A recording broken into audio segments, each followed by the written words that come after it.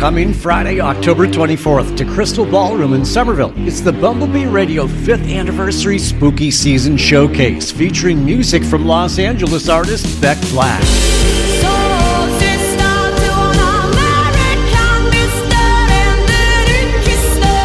The Peppermint Kicks. Jennifer Taft and the Strange.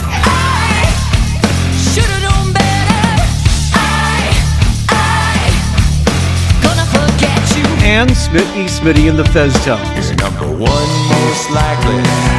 Make me kneel down and cry. More info and tickets at bumblebeeboxoffice.com. You're listening to the Struggling Artist Podcast. People need to be entertained. They need the distraction.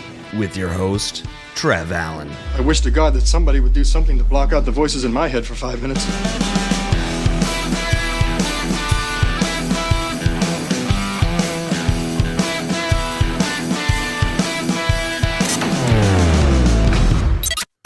Hello, everybody. Today, our guests are two zine legends. Chris Wen of In Effect Hardcore and Holly Bercelli of Outsider Magazine. They teamed up to form Bring the Noise. It's a weekly radio show on WXAX. It's an internet radio station which you can listen to on Live 365. It airs on Wednesdays, 10 a.m. to noon, and then again at 10 p.m. to midnight, bringing you the best hardcore and punk rock to the internet. And it was an honor to talk with them. We talked a little bit about the zines. We talked mostly about radio, the show, and all that fun stuff. Stick around to the end, because I got their theme song. We're going to play that. This is episode 382 of the Struggling Artist Podcast, struggling with Bring the Noise.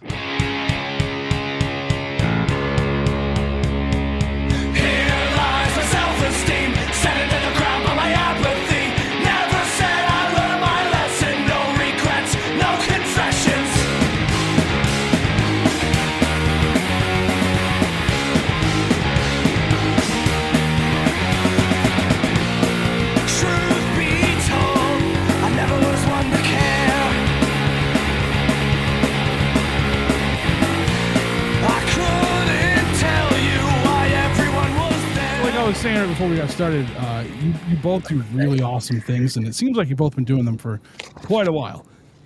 So I want to be able to give you guys, like, you know, my full attention on each zine at a later date. But we're going to touch on them when we talk about everything going on. Holly and Chris, welcome. Holly, welcome back, and Chris, welcome. Thank you.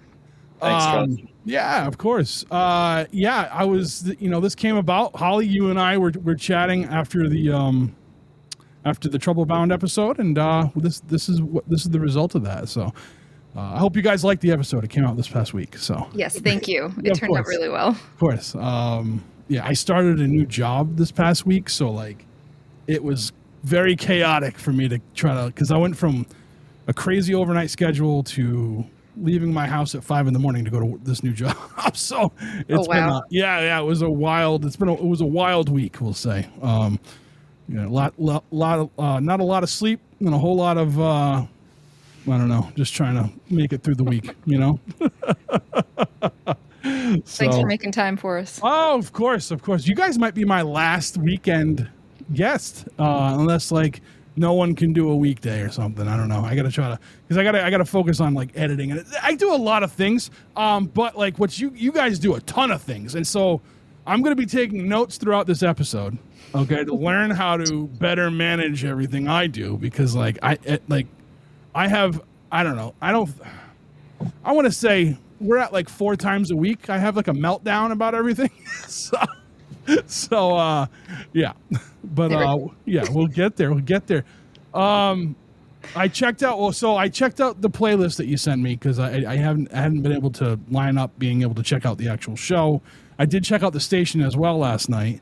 So let me try to see if I got this right. So WXAX is a punk metal rock station that's on Live 365, and Bring the Noise is a show that you guys host twice a week, once a week. It's once a week. Once a week. Okay, cool. All right. Yeah, they're like a metal station. I don't hear them play anything but metal, and we're the one in for hardcore and punk. We have Wednesdays, 10 a.m. and 10 p.m. Eastern, and we're live. We don't have any playback or anything like that, so we're working on that as far as like trying to get it a different, where people can play it back and people who are not able to tune in during those times can hear it.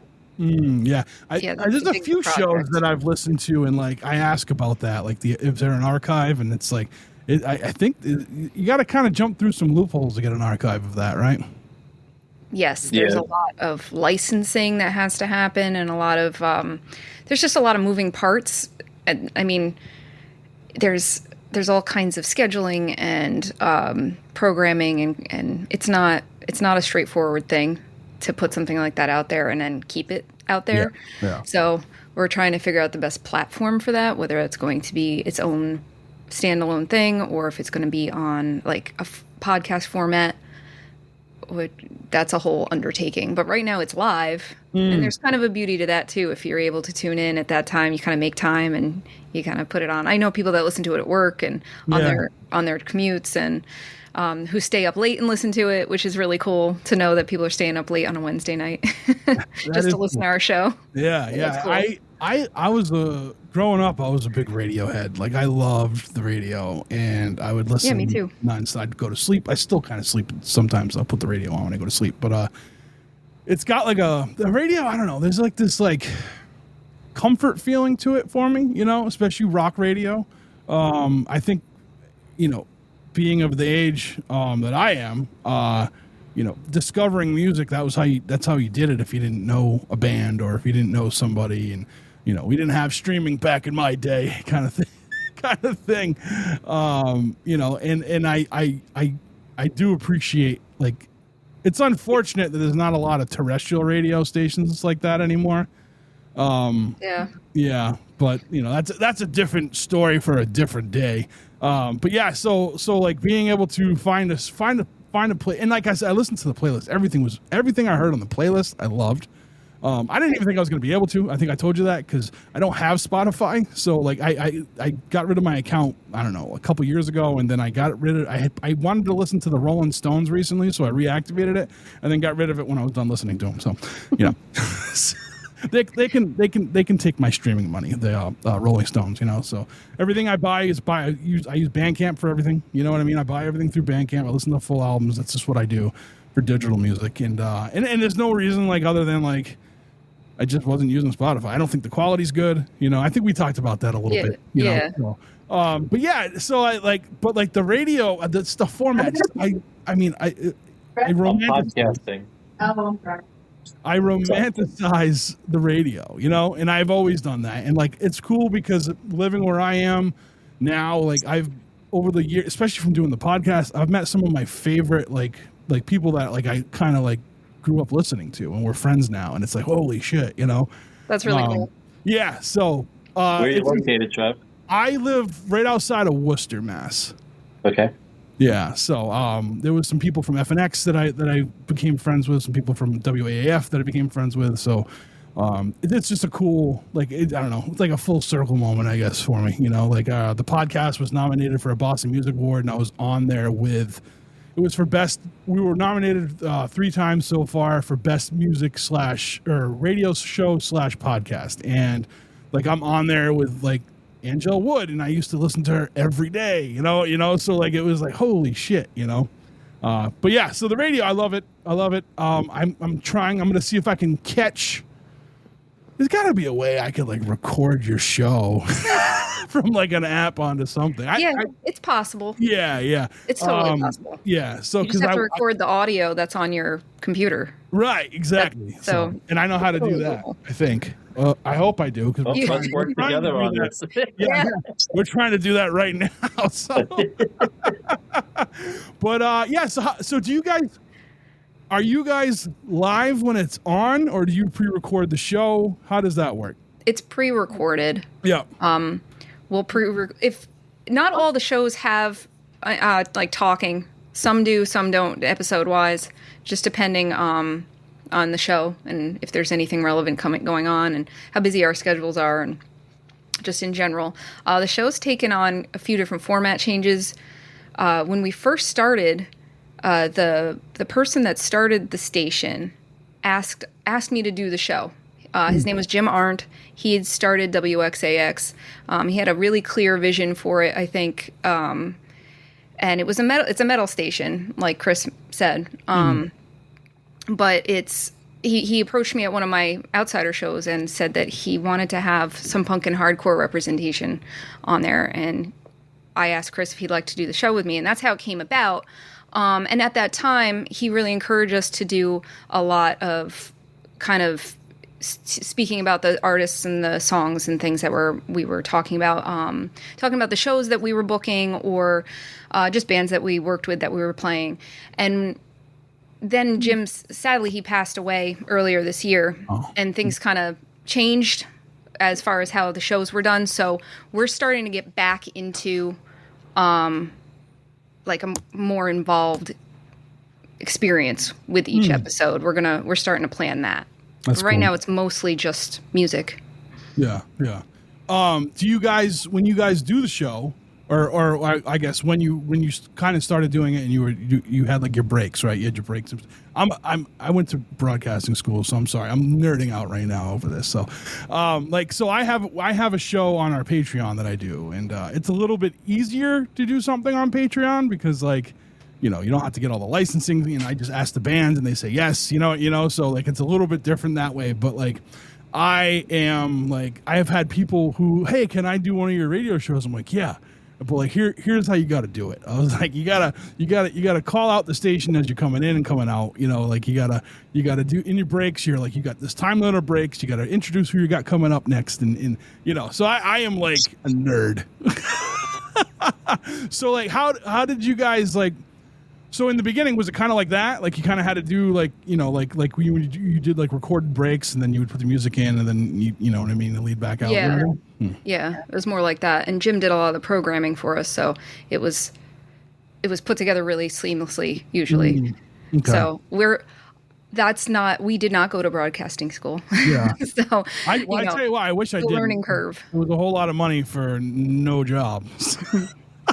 One of the biggest things I learned was unless you know somebody, you're not getting into radio. Like it's really hard to do that. Yeah. And, I had a shoe in at one place. It was like a soft rock station, and I was gonna write copy because I was really good at that. And when I got the interview, and then I went to do the second interview, and I didn't hear from anything, so I reached out to him, and he had gotten fired, and because I was attached to him, so I was like, I'll never do this, but I mean, here I am podcasting all these years later, right? So I guess it's kind of similar in a way. But how do you guys, now are you guys doing your own programming then?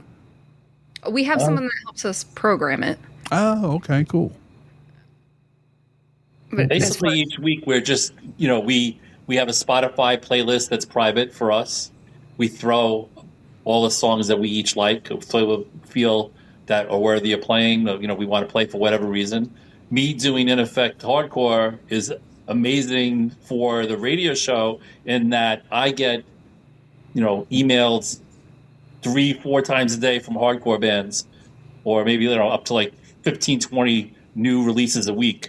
And maybe it's not something I can cover on In Effect. Maybe it's something that's like hardcore adjacent, post-hardcore, whatever subgenre of hardcore, but it's good enough to play on the show where I can just swipe a song off of a 10-minute EP. And to me, it feels like I satisfy the band. I did something for them. They contacted In Effect, and it's like, hey, maybe we can or maybe we can't have time to do a review or an interview, but we can throw a song on Bring the Noise, and everybody's been loving that. Mm-hmm. So the two of us, we curate this playlist throughout the week. We have tons of songs in the works, they're just sitting there, and then we kind of mix in brand new songs, stuff that came out last Friday, and it's played on the next show on Wednesday. So to me, this week I think it was Missing Link. There was a couple other ones. That just C4 has a new one out, and we have that lined up where it's strategically placed. Let's get new songs mixed in with songs that are 30 years old from Cro-Mags, Underdog, Token Entry, mixed in with the brand new. So it's for me, I love it in that it's a great mix, new and old. and I'm more of a hardcore person. I feel like Holly and Johnny are more in tune with the punk stuff and the classic punk, and us. I feel like coming together is like a great, almost like a perfect storm of our brains and what we like and how we curate it comes out cool. And Holly does a good job of mixing in a little hardcore, new hardcore, old hardcore, new punk, old punk, and you said you liked it, so I assume we're doing something good. Oh yeah, because I'm all over the map, and I'll listen. Like, so I'm sitting there and I'm listening to it. And my cousin I have a cousin. I have many cousins, but one of my cousins from Maine was down yesterday for the Hardcore and Metal Fest in Worcester, and Well, that's a fun time. like, huh? That's a fun time. Yeah, I should have went, but I had a lot of work to do. It was the first weekend after the new job started. I was like, I can't do this. But you and your brother can stay at my house. So when they showed up, it was like a little while after you had sent me the playlist. So I was listening to it, and like some of the songs, because like they're real like thrash. These guys are like really like, they like metal, they like hardcore, power violence. So like some of the stuff that came up, they're like, ooh, who is that?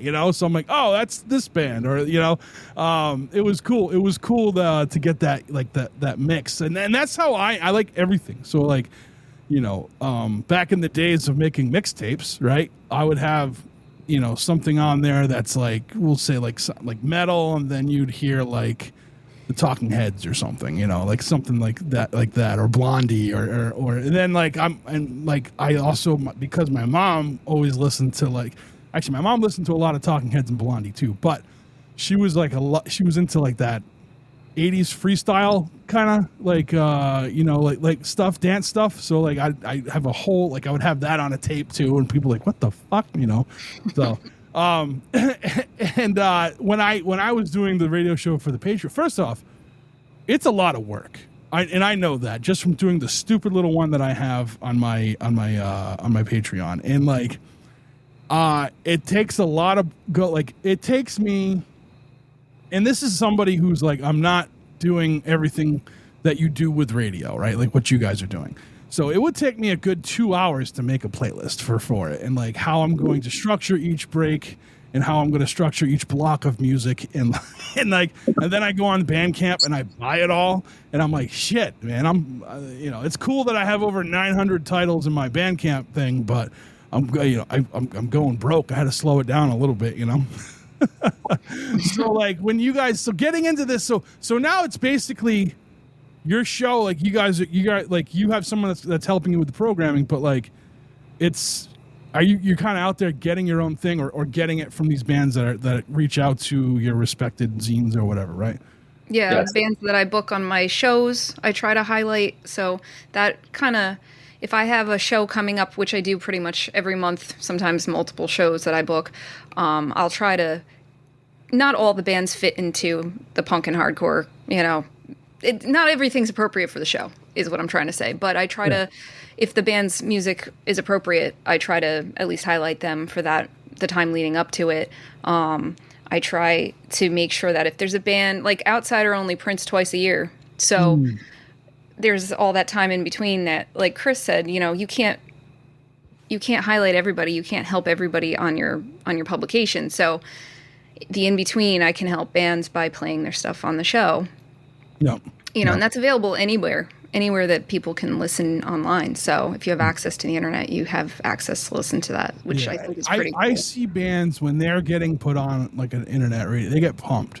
Like they promote the hell out of it too. So that's awesome. Like it's, because I mean, like that was the thing, right? Back in the day, you wanted to be on the radio. You wanted to hear your song on the radio, I don't think we could talk about the music industry and how, it just ruined everything from radio to just how musicians are paid. But let's keep positive. So like having the internet radio thing, I think is a huge plus nowadays. And there's different shows for different areas, right? You can but you can tune in to any one of them, which I think is a positive, as opposed to FM radio not being able to reach that far. True. Yeah. So how often, Chris? How often do you print In Effect Hardcore, or how often do you have a new issue? These days, I was a fanzine from '88 to '99, and then I just melted down. I burnt out, and then from '99 to 2012, I did nothing. I would just go to an occasional show here and there. Kind of like burned out from doing the zine for that amount of time. So 2012 to today, I've been a website only, online only, nothing to sell. There was so much less pressure, and it's been so much more fun. In turn, has made me have more longevity, not getting burnt out from not having anything to sell. All I have is stickers. I hand out stickers like they're business cards, and and that's basically all. I'm not selling anything. I'm here. You want to check out the website? You want to check out the Instagram, Facebook page? Great. If not, all right. Have thanks for stopping by, or that it's like less pressure there. So to your question, I generally have a new interview or some kind of feature of some kind, like probably once every 2 weeks now, and then sprinkled in the off time between those is like a review will come here or there. I'll have an update with like 8 reviews all at once. Then general like social media posts with like little news bits where so and so band has a new record coming out. Here's the song. And then I'll make it into an Instagram story, and those are kind of like my news section is transformed into Instagram story posts, and it's doing pretty good so far. But once every 2 weeks or so, you should expect an update from NFX. Now, Holly, with the website, with Outsider Magazine website, is that just like a landing page for everything, or do you put up articles on there too, or? It's just like a resource for back issues and upcoming shows, and you can get to In Effect website from there, and to find Bring the Noise. I don't have an interactive website, kind of on purpose. Right. I've toyed with it in the past. We've had versions of the website that have online only content, but I'm not interested in that. Chris is killing that game anyway. So yeah, that's awesome. And you put out, you said 2 issues a year of. Yes. Has it always been 2 issues a year? Sometimes it was more. Sometimes we did 3. You put a lot into it. It'd be cool. It's beautiful. By the way, it's a beautiful spread. Thank you. You sent me so, like, I feel like I owe you money because you sent me like a bunch of. I'm sure shipping was not cheap for that, so I appreciate that. I really do. As long as you are getting some joy out of it, that's hell totally yeah. I liked it. I liked it a lot. I'm glad to hear that. Thank you. And it's cool because, like, I don't know. Again, I'm a physical. I mean, I got records all over the place and cassette tapes, and I like physical stuff, and I do like digital stuff too. We have a website. The podcast has a website, and eventually we'll be going into some kind of like article thing. I don't know. I was like, people who approach me about it, I'm like, you guys handle it. I'll give you access, but I said my only rule is you just stay consistent. I was like, that's the only thing. Like, I want some kind of like structured on how you guys write the thing, and like stay consistent. And I'm like, you can have free rants because like I did this whole thing. Like I think I talk about community a lot, and like how. Like this community stretches across the country, across the world with punk rock. And I'm like, and I don't necessarily like, I don't just stay in that punk rock world, but like just music in general and art and everything. So I'm always like, yeah, I'm willing to hear anybody out if they want to do something like a show and have it on the podcast channel. That's fine, And like I had one that was like it was called the Underground Noise, and it was like an MTV News thing I wanted to do. And it took a lot of work. It took way more work than way more than just recording a conversation that I'm having. So I was like, I can't do this. I can't keep up on it. And then someone said, hey, what happened to that? And I was like, well, it's kind of like, I just don't have the time. And they're like, can I do it? I'm like, yeah, I'll post them on the channel. It's yours, and he's really turned it into his own. And he's got like he'll have mini interviews, like more like junket kind of interviews with people about a release or something, So it's cool to see this thing grow, right? And I think I was planning. I was talking with a bunch of people. We were like kind of planning an internet radio kind of thing, and there's a lot of work, right? There's a lot of work, and I think I feel like I picked the right people. They're all go-getters, but like we're all go-getting everything else right now. So how do we, you know what I mean? So how do you both balance everything that you do and still be able to do something like Bring the Noise? I would say we work together really well. Yeah, definitely. We have like different tastes within the same realm of things, so that keeps a lot of balance. We both appreciate what the other one's doing, I think, very much. So I think that really is the key to it. And I have weird scheduling myself. So it's like I'm home, I'm at work at 5 a.m. and I'm back at 2 o'clock. And in general, I have like a sweet spot where I can get an hour or 2 hours in a day if needed. And at work, sometimes my breaks can be very short, and then other times where it could be longer, where I can steal time, so to speak, on break, where I could have time to put my earbuds in, listen to new releases, do a review, write an interview, draft out a list of questions. Mm-hmm. So I have it changes a lot, and there's times where I can be very creative with not even at home, and then I have the extra time at home. But so I'm kind of lucky with what I do, and able to kind of steal time sometimes to get creative. Yeah. Then when you mix it with our personalities, we're both the type of personality that you just described, you want the go-getters. It's like me and her, completely that type of personality.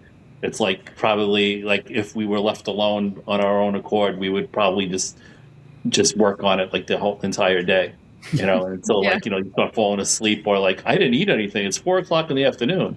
Yeah. And I've always been wired like that. And it's as I get older, it's I feel I try to not force myself, but remind myself to slow down, to not burn out. Because I did do the zine for all those years, and I did 12 issues total over 88 to 99, and it was a 3-year hiatus there. But I was pumping out. My last issue, I made 10,000 copies, and I was totally DIY. I was trading them with bands. I was, the biggest things that I had was I had distribution with Tower Records, and they were selling only maybe a couple of hundred. It wasn't like they were taking thousands off of them.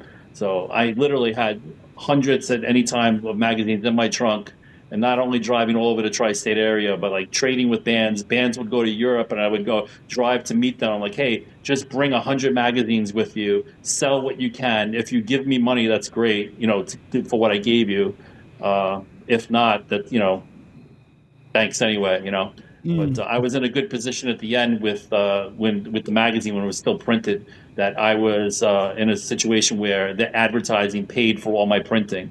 So it was kind of I was able to break even without selling a magazine. So I was able to give a lot of copies to bands, to give them, to support them, and, freebies and stuff like that. So if I got burnt, on a consignment from a record store or something like that here and there, it really wasn't that. It wasn't the end of the world where it's I wasn't able to pay my rent or anything. Mm-hmm. Mm-hmm. But it took a long time to get there. It's the first 7, 8, maybe 9 issues. It's it was barely breaking even, maybe losing money, but I didn't really keep track because I didn't want to get too stressed out over it. Yeah. That's huge. I stress out over everything. So to be able to be all right, I just got to shut that switch off so I don't get stressed out, that's crazy. And Holly, how for you, how do you keep it going? I mean, putting out physical a zine isn't cheap, No, I thankfully, because I think it's been around for so long and people know it. Same with the advertising, it pays for the printing. Mm-hmm. And then our shows help with circulation and distribution and all that. So I think having bands take it on tour or even just put it on their merch table at local shows is very helpful. Chris is great. He gets them out all over Long Island. And then I have a whole team of my friends that just take copies and I'm going to this record store, I'm going to this comic book shop, I'm going to this show out of state, and they take them and they hand them out. Sometimes they're just standing there going, here, have a copy, here, you're going to like this, And I think that's the kind of the strength behind I think for an outsider, the fact that she doesn't have to sell them is a huge relief on her life, her stress level. Because if she had to go back to all the stores and collect, let's say they sold 50 copies and whatever they owed her for it, a month, it's double the driving, double the gas and chasing them. And then the stores would go to me, at least when I was doing it. Oh, we owe you $100. Yeah, we only have $50 in the cash register. Why don't you come back in a couple hours? Maybe we'll sell some records and we can pay you the other 50 we owe you. Yeah. kind of things like that. And those were real things that I had where it's like I showed up and, we don't have that much money in the register. I'm like, it's like $50, and they're like, no, we just opened like 20 minutes ago. We don't have, like, you don't open this, anyway. Yeah. That was a long time ago and it was stressful. And there was a couple of times where I couldn't find the consignment sheet that they gave me. So I had like no proof that, and, they wouldn't work with me. It was a lot of things where they were probably just getting by themselves, but Yeah. So that, a lot of stories like that. I get a lot of questions about why. How come you don't sell it? And Chris just said it. Yeah. It would limit us so much, and we're able to get the magazine to so many more people, I think, when it's not being sold. And the idea behind it is to document and bring together all this music and art that we and people like us make. So that's the idea. Just give them away, have people read them. And when I see people walking around out like after a show, holding the magazine, being excited or reading it or whatever, that makes me happy. That's what the feeling. Yep. Yeah. That's awesome. Yeah. So yeah, like I was ripping through them today, just kind of like just checking them out a little bit more, because I'd gotten the one. I think I told you when I got the Trouble Bound record last year, and I was like, "What is this? This is cool." And it was like, maybe it wasn't last year, maybe whenever it was right around when you ended up recording with Scott. Oh yeah. Yeah. So because I was like, wait. When I was editing, I'm like, wait, and I like stopped editing and I ran and I grabbed it. And I'm like, is this the same? I'm like, this is the same. I was like super excited about that. So, yeah. So are you guys, what is your format for Bring the Noise? Like, what's it right now, or what's it going to be coming up? You said things were kind of changing, right? Yeah, we're going to try to get back into having more, like DJ, News. interaction, news, probably short interviews, just kind of like week to week, what's going on. Yeah, we're gonna get back into that. That's awesome. Awesome. We have to mention also the theme song that we have for Bring the Noise. And you want to tell them that story? Yes. I think that I brought it up, but it's like Trouble Bound. Go ahead, Holly, you tell them. Okay, yeah, so Trouble Bound was in the studio recording Broken Ribs and Blood Clots, or no, their new album. That's not out yet. Yeah. The one I'm anxiously awaiting. Their new album that I can't say anything about. Yeah. They were in the studio, and I'm with them in the studio whenever they record. And I kept saying, if you have time, Chris and I have this radio show that's going to come out, and I need a theme song. I can't just start playing songs and then be like, hi, you're listening to Bring the Noise. Like, that's not, we need some solid music. So the last day in the studio, I showed up and they had it recorded. They had the music recorded and they played it for me. And it was perfect. It's exactly what I wanted. And then I couldn't have asked for better. It's amazing. It's like 30 to 35 seconds maybe. Yeah. And Holly says, comes in with a little couple of words at the end, and then boom, we go right into the songs. I think it's great. I think they couldn't have done a better job. I don't think if we paid Green Day, Rancid, Metallica, Pantera, anybody, like we wouldn't have gotten a better song. That's cool. That's cool. Now, do you guys like? So again, I'm kind of a radio nerd, right? So like, will you have like a band that you're going to feature? Like, will you have them record a little spot for you guys? Like, this is blah, blah, blah, and you're listening to Bring the Noise on WXAX or stuff like that. You guys do that? I hope so. Yeah, we haven't done that yet, but we hope to do that. And if we ever got archived, or we're working towards being archived, we would want to have them played. And like right now, we look at certain stores, like a lot of record stores are not open at 10 a.m. Eastern, and they're not open again at 10 p.m. Eastern. So we would want to try to seek out certain stores, establishments that play hardcore and punk music, and try to get them to play. I'm sure if you're in a store and you're playing music all the time, you probably run out of creative things, or maybe they argue. But if we can go, hey, we got a 2-hour slot, you can play it, every, whenever you want. I'm sure that they would probably appreciate that, and then people that would hear us, a little. Saying like the show name and, little bits of news and information. And I think that would, get a lot of traction for us. And then in turn, we would, kind of like, I don't know if we'd call them sponsors, but our friends, our friends that ABC 123 Records or something like that. We can check out their store on whatever street they are, whatever city they're in, and we would love to do that, but we have to get that archive thing going, like we were saying. But if not, I mean, we could still do that with the live stuff. We just have to kind of like get in with the WXAX, get into our groove of talking more. We were working on it a little bit, and like Holly was saying, we're going to try to incorporate more of that into the show. That's awesome. That's awesome. Now, and like in today's world, like you guys can do this together but remotely, right? So, Right. yeah. And so what I am, like I said, I'm nuts. I bought a new interface, and that's when I decided I wanted to do the radio station because I had physical faders. I'm like, oh, I could do this because I'm nuts. I'm just off the wall about it, So, so like, did you guys need to start the Live 365 account? Did you have to start an account to work with them, or is that something that like you can just give it to them and they put it on their station? Yeah, no, I put the playlist together. I record anything separate that I need to as an MP3, and then I structure it and send it to the guy that does the programming. His name's James. He's really great, and he puts it together, and then he uploads it for like schedules the show to play at a specific time on WXAX. Oh, that's cool. That's cool. Yeah. So like I did so much research trying to get all this, like, because like I said, we were going to do something, and just like going through it all and like having to like, because like the way I was like, there was three label owners that I was working with on this, so I was like, to get to play your guys' music is going to be a lot easier than it is when we have to go out there and try to find it. You know what I mean? And have to get contracts, and you have to talk about this, and you have to talk about that. Is that stuff that you have to do when people are sending you guys music, though? Or do you just have them sign something like a waiver and that's it?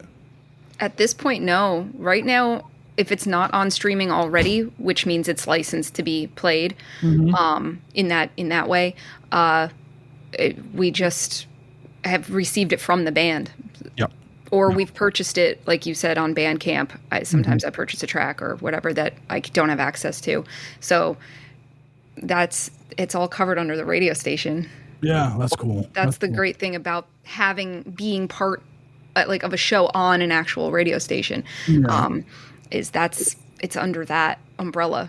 Whereas when that's why we need to make sure when we choose the right way of archiving that's all taken care of as well. Oh yeah.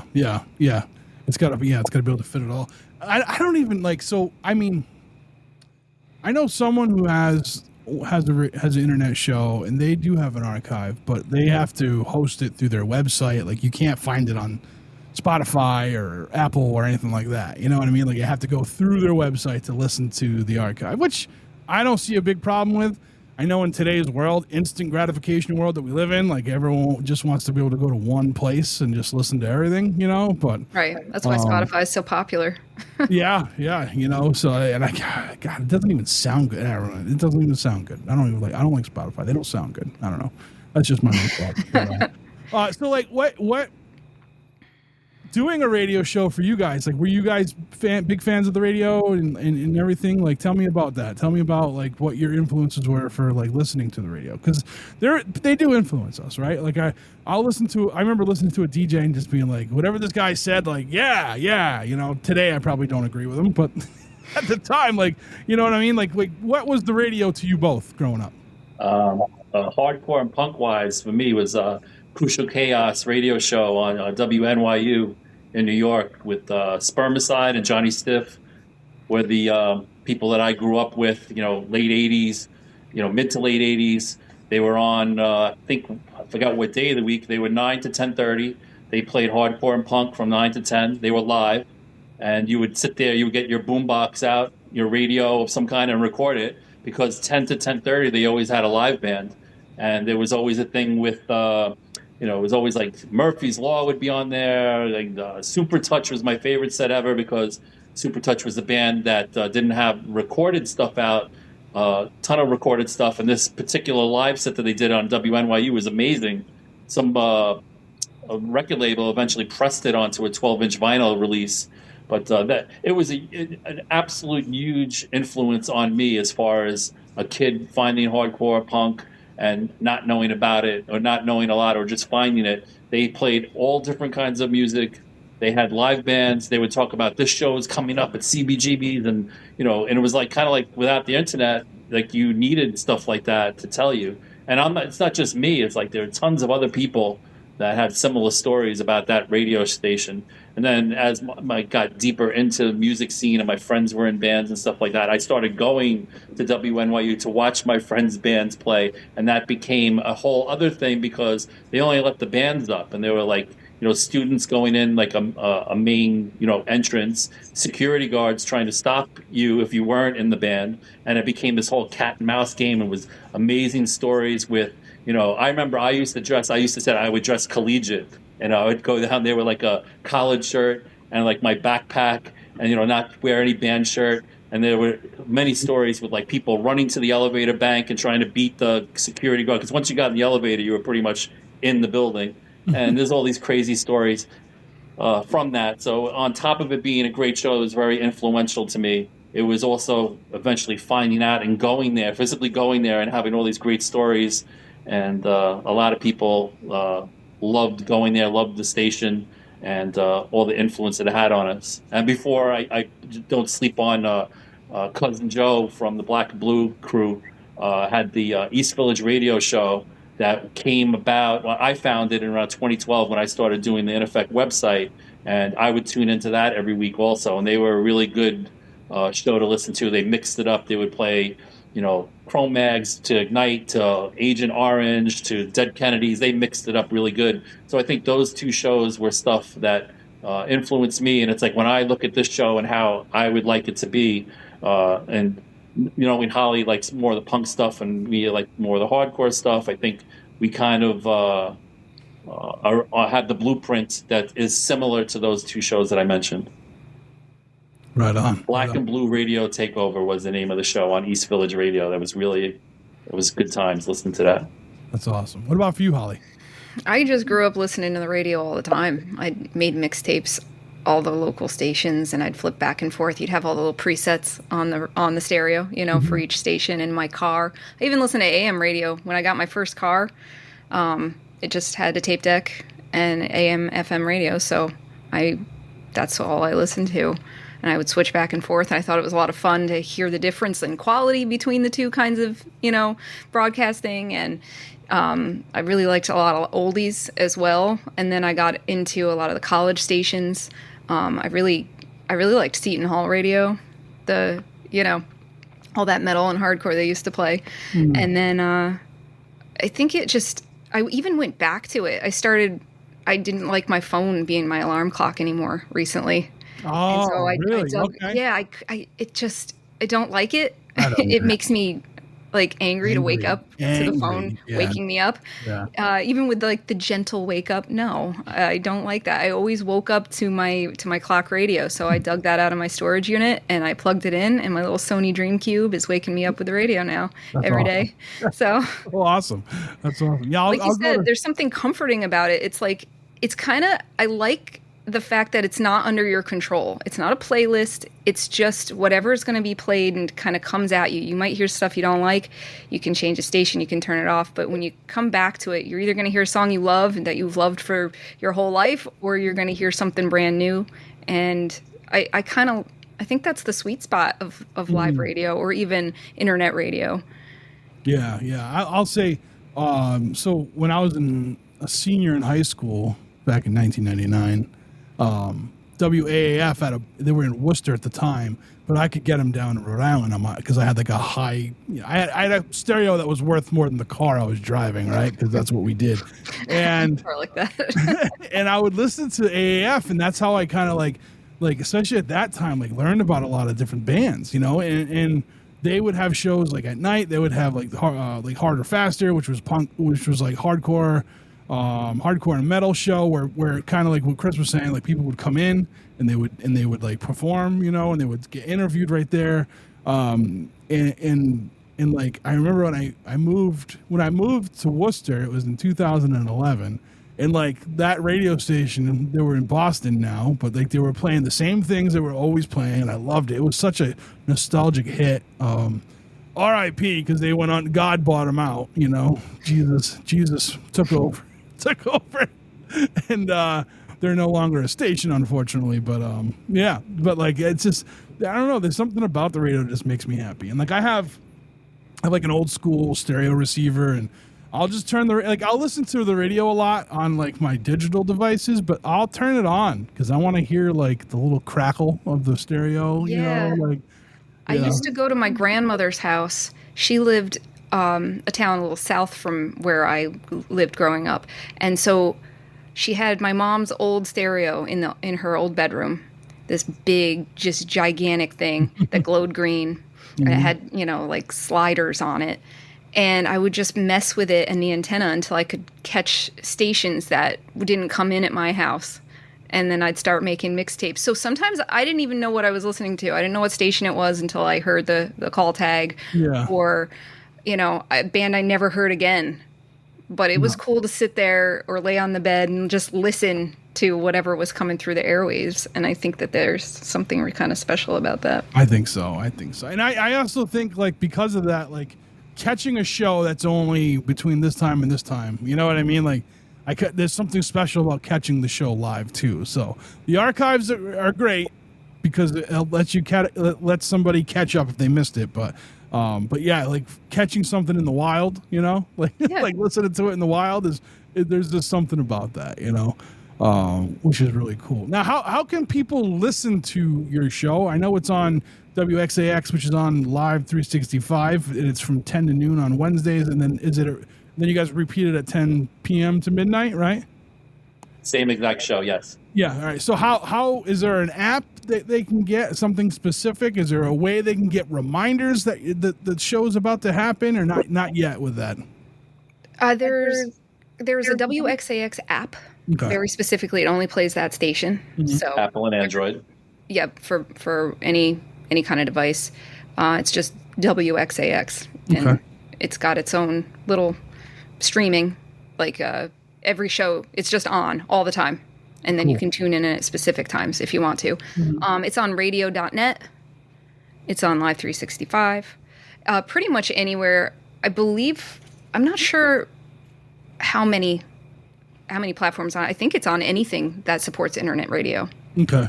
Cool. To be honest, I should know that a little more, but I use Live 365 and I use the WXAX app just depending on where I am and if I want to keep listening afterwards or whatever. But when I'm listening to our show, I usually listen to it on Live 365. Nice. Okay. We have the Instagram page, soon to have a Facebook page, and every Wednesday morning I get on there maybe 2 hours, 3 hours before 10 a.m. And I tag all the bands that are being played that day with some kind of creative post of some kind. Mm-hmm. And I love seeing when the younger bands that just put out like their first whatever, and they start sharing. And it's like, you understand you're a younger band, you're more hungry, you haven't had maybe you haven't had support from someone outside of your friend group. So they see us and they share, and it's exciting to see that. But it's like we haven't really both Bring the Noise, the Instagram page doesn't have a fraction of the followers that our own personal pages have. But I also don't, and I think Holly doesn't want to have every single Bring the Noise update on her outsider socials, and I don't want it on the In Effect ones. So we sometimes strategically have like a really cool show, or we haven't done it in a while, so we'll do like a collaboration where outside In Effect and Bring the Noise are all in unison on one post. And it's like trying not to spam too much, trying not to do one thing this way or that way. I try to mix up the social media posts with the looks also, where it's not always a band photo and not always all a bunch of album covers. I have some, this guy Dennis who does, he's known as What Crooks? Known Crooks. Yes. He's done some artwork for us. We've used some AI stuff. So we're always mixing it up. Sometimes I have like a video mixed in. So we're trying to make it different looks to get people more excited about it, and where it's not just the same thing every single week.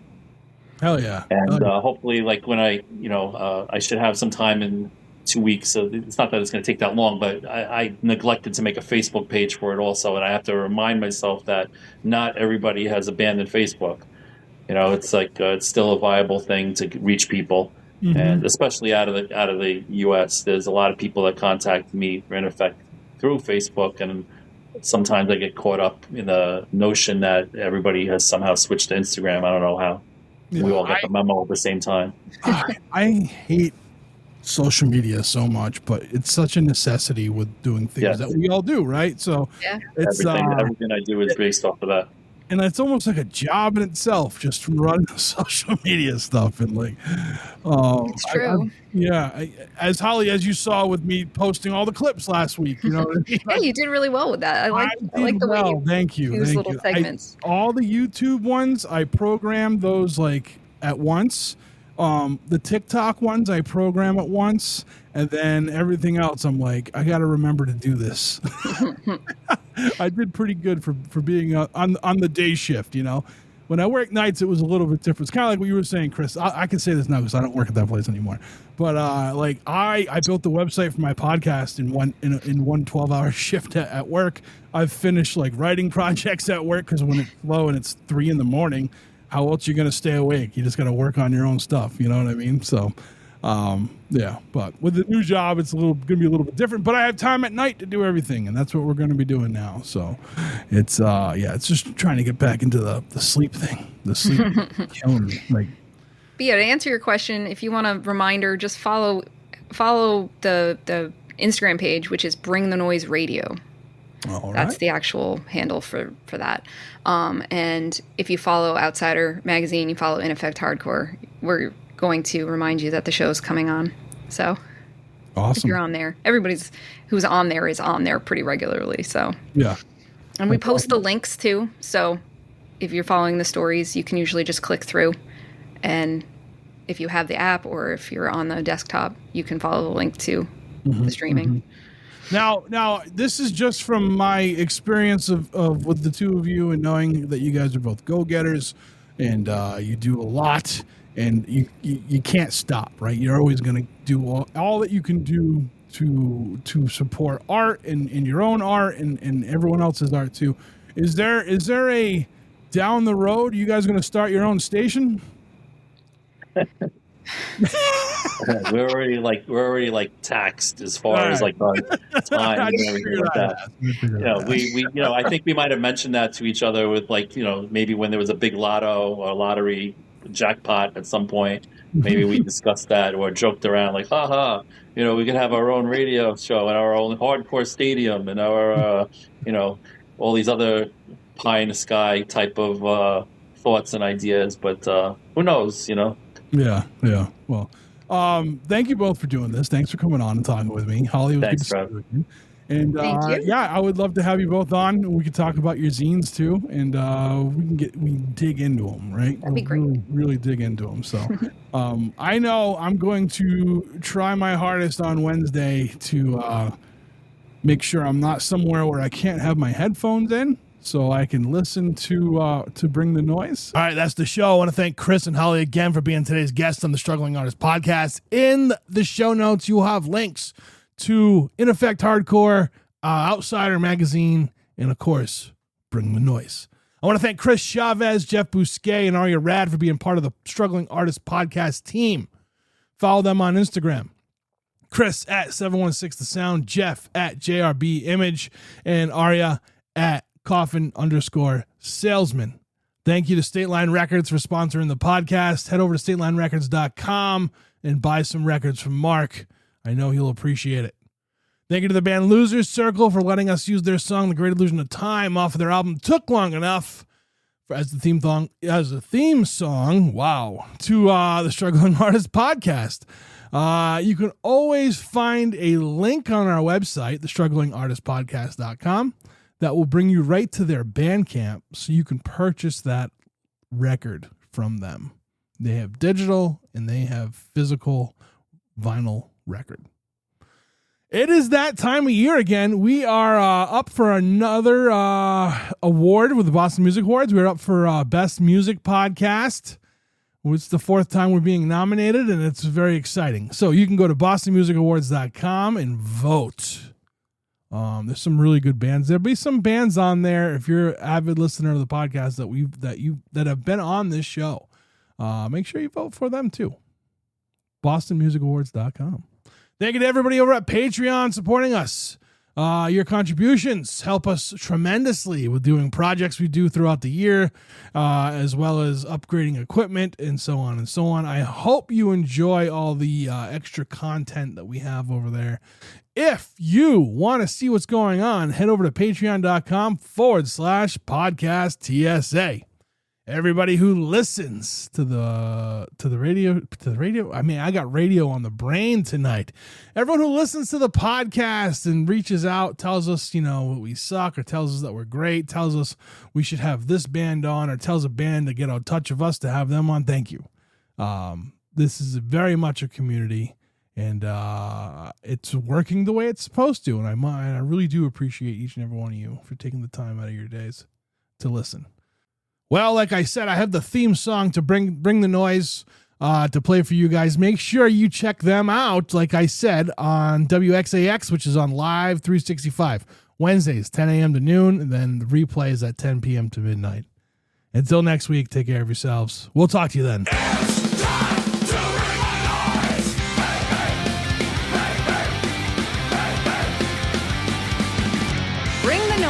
Punk and hardcore radio brought to you by Outsider Magazine and In Effect Hardcore on WXAX.